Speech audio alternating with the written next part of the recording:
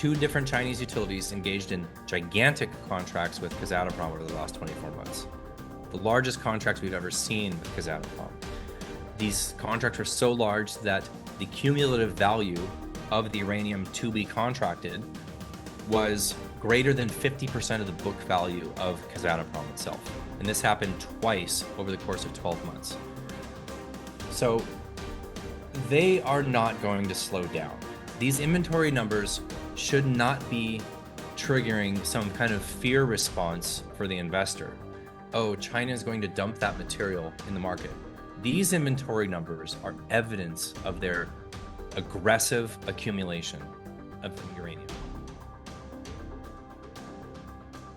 Hey guys, my name is Danny and you're watching Capital Cosm. Today I've got Justin Huhn by way of Uranium Insider here on the show. Justin, thank you so much for coming back on. Always good to talk with you, Danny. Thanks for having me. Yeah, for sure, for sure. I think this is like the sixth or seventh time you and I have communicated. You were actually the first guest I had on my YouTube channel, so it's always good to hear from you, Justin. I kind of view you as the go-to uranium guy in the space. So let's just kick it right off. It's been a few months since we last spoke, and lots of things have transpired in our uranium circle. So I want to ask you, what is front and center for you right now? What is on the top of your radar screen, Justin? Front and center for me is recognizing the recovery that the equities have engaged in over the past, let's say, 3 weeks from the lows, kind of like a retest of the lows that happened in early September. The original low print of the summer was during the beginning of August with the yen carry unwind and kind of that 3-day liquidity event. Then the sector, generally speaking, either made a slightly lower low or retested the lows of August in the first week of September, actually perfectly coinciding with the WNA conference in London, which I attended. So front and center for me is seeing the sector start to recover on basically some fundamental news, just some underlying stories that have hit the tape over the last 10 days, especially. And I'm very, very happy to see some new money come in, some volumes start to tick up across the space, seeing the equities off the bottom. Some of these equities are up 25 to 35% in the past 3 weeks, which is great. Excuse me. But seeing that recovery and seeing this news come in while the physical market is still pretty quiet, starting to see a little bit of volume get done in the spot market, term market, a lot of conversations happening, not a lot of contracts being inked week over week, month over month. I think there was only 6 million pounds signed during the month of September. Still very, very low volume, but physical market's still quiet. Spot market's up a couple of bucks, really not that big of a deal. But to see the sector up 25, 35% and this fantastic fundamental news come in over the past week and a half, prior to the physical market doing what it usually does seasonally, and it's going to do it this year, is brilliant to me. So I love seeing new generalist attention, new eyeballs come in, start to see the volumes come in, and have this incredible growth story for nuclear that, of course, is very, very bullish for uranium. All of that happening while the physical market is still pretty quiet. Yeah, and let's talk about some of the news items. The biggest news item that I can think of is really this reopening of 3 Mile Island, which is in effect an anti 3 Mile Island event, which is, one of the biggest fears that we as a uranium investors have is that you see another 3 Mile Island or a Fukushima or something to that effect. Well, 3 Mile Island just reopened, I should say, or not yet, but will soon to be. What is, walk us through what just happened last week. So last week it was announced that Microsoft has engaged in a 20-year power purchase agreement with Constellation Energy. They're the largest nuclear operators in the United States, and they own and operate 3 Mile Island. 3 Mile Island Unit 1 continued to operate after Unit 2 melted down in 1979. It operated all the way until 2019, where Constellation decided to shut it down. They had the opportunity to apply for a life extension and do some refurbishments in 2019 and extend the reactor, but they decided not to because the electricity market in the United States 5 short years ago was insufficient to justify the life extension. just put simply. So Microsoft wants to build a gigawatt scale data center, and they want it to be powered by Three Mile Island Unit 1, essentially. So they've made a deal with Constellation to restart Unit 1, which they expect will happen in 2028. They need to do some refurbishments. They're probably going to do some material upgrades to some of the operating elements of the reactor in order to get a little bit more capacity out of it. They're going to spend 1.6 billion. They're likely going to seek a federal loan for that, as Holtec just recently announced, actually this morning, that they have received approval for their loan, which is north of a billion, to bring the Palisades reactor back online in Michigan. That's going to happen next year.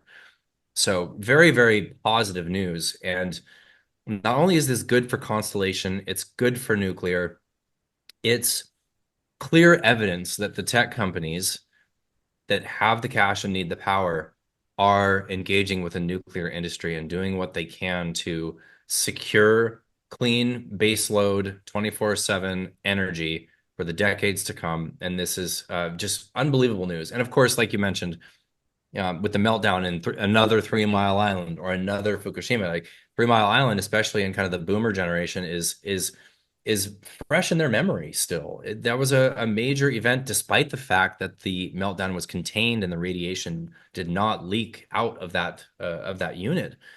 It still was at the height of kind of the Cold War fears, nuclear war fear, and the anti-nuclear movement was gaining a lot of steam, and that event really sort of galvanized that movement. So it's not only is it a positive thing for, like I said, for Constellation, for the uranium space, for the nuclear space, it's also a pretty big statement from a nuclear sentiment perspective to say we're restarting Three Mile Island, because that Three Mile Island, that name has a connotation to it socially. So pretty big deal. I see. What do you say to people who look at this news, but then they reply with things along the lines of, "Well, we've been hearing fundamentally good news for a while now." I mean, that was a lot of the allure coming into this space as a uranium investor, but the price is still sitting at around $81 or so. How do you kind of consolidate both of those different aspects? Well, the equities market and the actual nuclear industry, physical uranium market are generally and mostly unrelated to some extent, especially since the advent of the Sprott Physical Uranium Trust, especially with an ATM.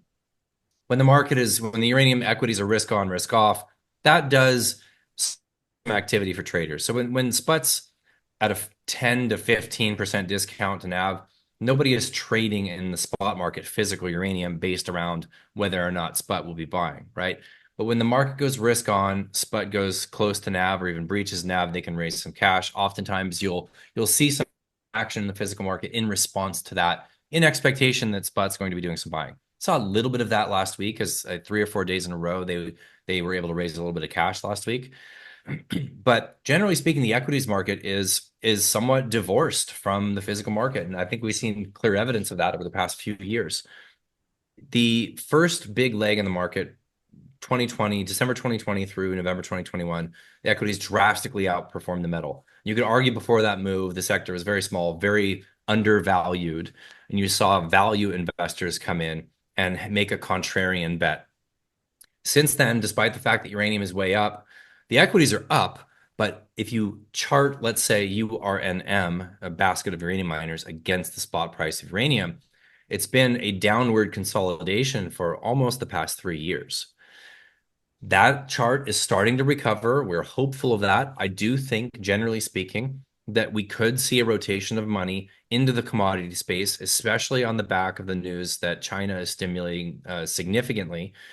And we have the Fed lowering rates, which is probably going to be bearish to the dollar, which is usually good for commodities. And generally speaking, the expectation that inflation is going to stay relatively sticky, especially with rates coming down.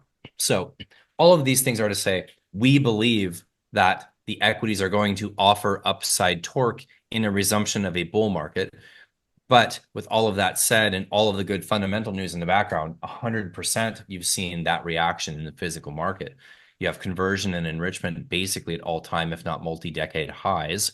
And the uranium price spot 81.50 here. The lows were 18 bucks in 2016. Yeah, that was 8 years ago. But it is recovering, and there's clear evidence that the market is significantly undersupplied. Prima facie evidence of that, term market, 48 million pounds secured year to date. That is nothing. What is the term price doing as demand has pulled back this year in the term market? It is up. The term price is rising on lower volume trading. That's not an oversupplied market. So the evidence is clear, the structural nature of the market. It's a matter of when the demand will significantly come back into that physical market and move the price up. And that's what's coming. We think it's going to happen relatively soon here. Gotcha. And you just came back. I mean, not just, but you recently came back from the WNA. I want you to talk to us about what are some of the key insights that you were able to gather there. What are some of the big topics, and some of the things that we're not hearing in the media? We're not hearing in the uranium media space. Is there something that hasn't been touched upon that you'd like to talk about? Yeah, definitely. I mean, some of what was talked about, a lot of what was talked about at the conference, there was a lot of discussions around data center and AI demand, the growth of that, and what that looks like for electricity demand, and therefore a de-risking of the operating fleet of reactors, to speak generally. There's a few outliers. Taiwan just shut down their last reactor. Spain, against all logic, is seemingly sticking to their guns and phasing out nuclear. Of course, Germany shut all their reactors down. Besides those three countries, Belgium's kind of on the fence. They shut down a reactor recently that was perfectly good, but they're life extending their last reactors. Besides that, pretty much across the board, we're seeing nuclear grow, new construction happening, and life extensions, especially in the United States. We don't think we're going to see any more premature shutdowns, even as the existing operating licenses for about a dozen reactors between now and 2035 are set to expire, and for those reactors are expected to shut down. Most of those already have applications into the NRC to life extend them. They're going to receive that. We are in a situation now where electricity demand is growing so significantly, especially in the US and China, but also in other places like the UK and Japan, where physical reality of the electricity grid and the demands that are being placed on the grid are not going to allow these reactors to shut down. That's what we're looking at here. It's not an ideological decision. It's not even going to be, I mean, it's always an economic decision, right? But if you have an environment where the price for electricity is growing significantly and you're making a lot of money on selling that electricity, it's much more easy to justify extending a reactor another 20 years and paying $100, $150 for a pound for your fuel. That's negligible. These utilities are going to be able to pay significantly higher uranium prices, and they will. One of the reasons is they have an environment that is supportive of the extension of the lives of their fleet and very, very high prices for electricity.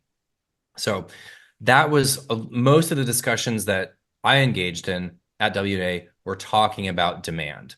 They were talking about nuclear growth, new builds. A lot of people are expecting new builds to be announced in the United States. This is something that we never have modeled for, never expected, especially going back into the early days of this thesis. Like that was not even a consideration that we would ever see an expansion of nuclear capacity in the US. And I think that's what's going to happen. It is going to happen because Palisades is restarting next year, 3 Mile Island a couple of years after that. Duane Arnold NextEra is looking at extending or bringing Duane Arnold back online in Iowa.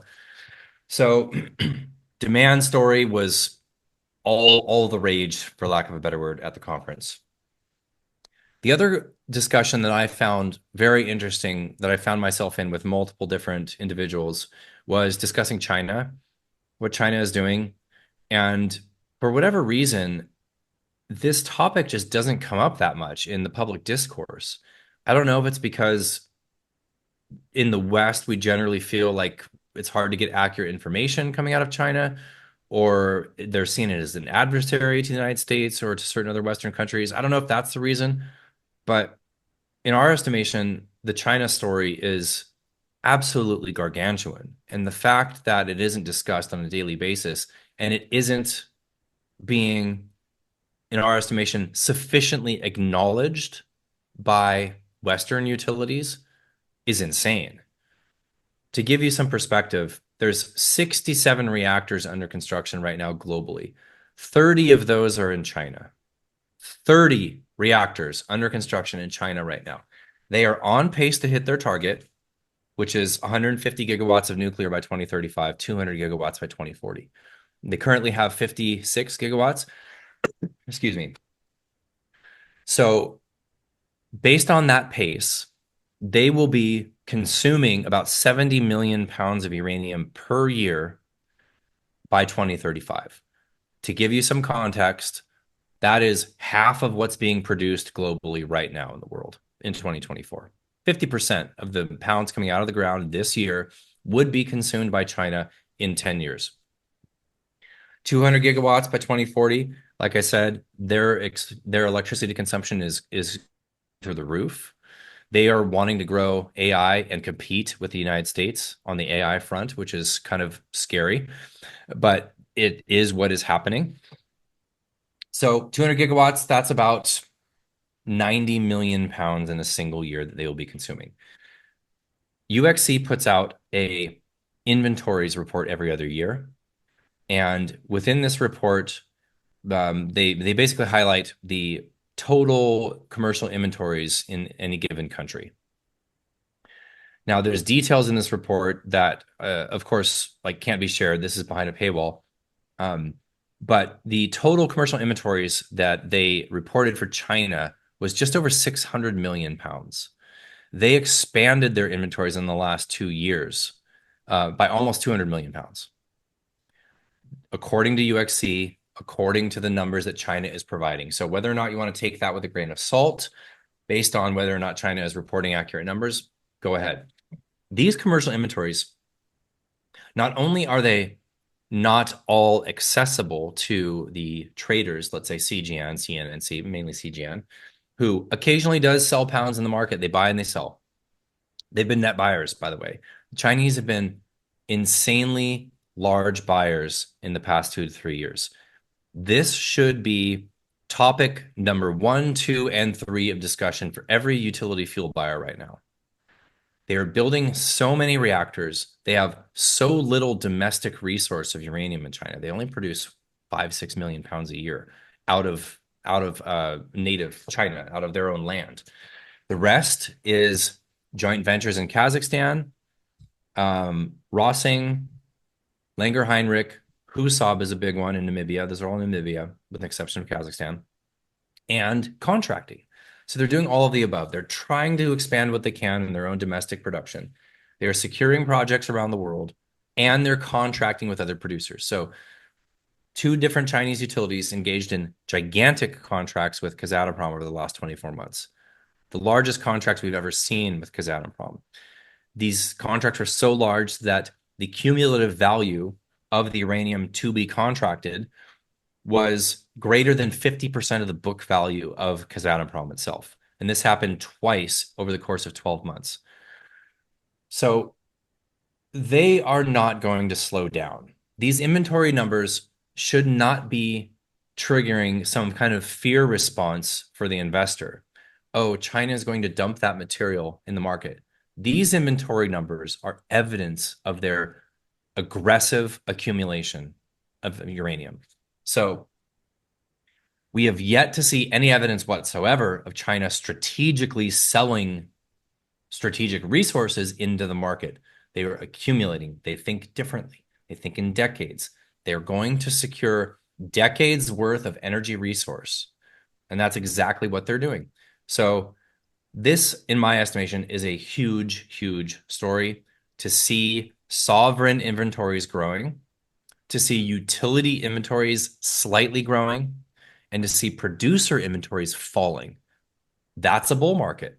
That's where we're at right now. And it's going to continue. China, according to sources who have done 20,000 hours of work on China alone, they are going to be net buyers beyond 2030.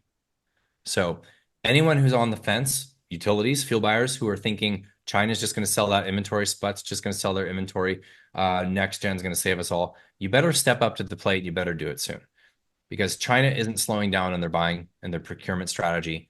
And what is left over to the West is limited and in short supply. Just the last point on this, there was a recent publication that was put out highlighting some quotes from Kazatomprom representatives where they basically said they were mentioning the difficulties of shipping west and the cost of shipping west, like via the Caspian route. And they basically said that whatever Western utilities don't buy from us, we'll just sell it to China and Russia. And 93% of their deliveries in the first half of this year were to China and Russia. So most of the uranium coming out of Kazakhstan is going to continue to go east and north, not to the west. And that's the biggest supplier in the world. So Western utilities, we're seeing all this growth, life extensions, new build announcements, but we have yet to really see the Western utilities step up in a big way, especially in the US. The EU is covered a little bit more, but step up in a big way and sign very large, high volume, long-term contracts with the producers and the developing companies that are going out 2030 and beyond. And so when we talked the last time, Justin, you made mention of a big move later this year that you anticipated. Do you still think we are due for a big move by way of the equities at the very or the metal uh, by the end of the year? Absolutely, for both. How so? This has been such a quiet market in the physical market for uranium. There's only so many levers that utilities can pull. And there's plenty of evidence in the physical market that it's structurally undersupplied and not a lot of volume being traded actually moves the price up. So, for example, we saw a $1.50 move up last week on 100,000 pounds bought by Sprott. We have not seen this level of, let's say, a quiet market for this period of time. This has been somewhat unique within the quote unquote bull market. So since the commodity recovered from 2016 lows, and we've been moving up in price generally since then, higher highs, higher lows, some consolidation periods. The fact that we've gone 6 months at this point of very, very quiet trading, we know that there's RFPs that are about to hit the market. We know that there's dozens of conversations happening around long-term contracts. We've seen evidence that the price is rising in the term market, despite the low volumes being traded. All of these are pointing towards a move to the upside. So in any market, when demand pulls back and the prices rise, not fall, that tells you the structural nature of that market. When the Airbnb market pulls back significantly in Austin, Texas, and the prices of the houses on the market drop by 30%, that's what you should see in an oversupplied market. Demand dissipates and prices fall. The exact opposite has happened. So that tells me that when demand does come back in, and it will because it has to, price is going to move to the upside. Haven't seen that move yet, but that's what's coming, and that's what we're betting on. Anything else you want to talk about that we haven't gone to? I think the SMR demand story is really interesting because this is kind of like this is one of those, I hate to use the word catalysts, but it's one element of this market that isn't really priced in because there haven't really been very many built so far, right? China has built one. There's one under construction or there's actually 4 units under construction in Ontario, Canada. The UK is going through their Great British Nuclear SMR competition where they're dwindling it down to a single design they're going to choose. There are 4 designs still under consideration right now. But basically, in an interview, this was about 10 days ago, the CEO of GE Vernova, who are the maker of the GE Hitachi BWRX 300. This, as far as we can tell, is probably the most popular SMR design currently globally. This person, Scott Strazik, basically said that by the middle of the next decade, we expect to see gigawatts upon gigawatts of nuclear capacity from SMRs. they're seeing huge demand for their design and for SMRs in general. And it's not something that anybody is modeling, right? So because how can you? It's still too speculative. But it is one of those things that, for example, Treva from Trade Tech said that she expects we could see potentially up to 200 million pounds of demand, cumulative demand, between now and 2035 for SMRs alone. So this is sort of a kind of nitrous on the whole thesis that is yet to really hit, and it's going to take some time. But that's something that, SMRs are exciting, but at the same time, we also have, with big tech supporting and the banks supporting the growth of nuclear, because this data center demand is so great. Does it make sense to build 100 SMRs or to build a dozen AP1000s? It probably makes sense to build fewer large reactors because that electricity is going to get consumed either way. But it's a space to watch for sure. And I think we're going to see more and more SMR designers and makers become publicly traded in the coming years. Right. And I actually have a question regarding the Sprott Uranium Fund, SPUT.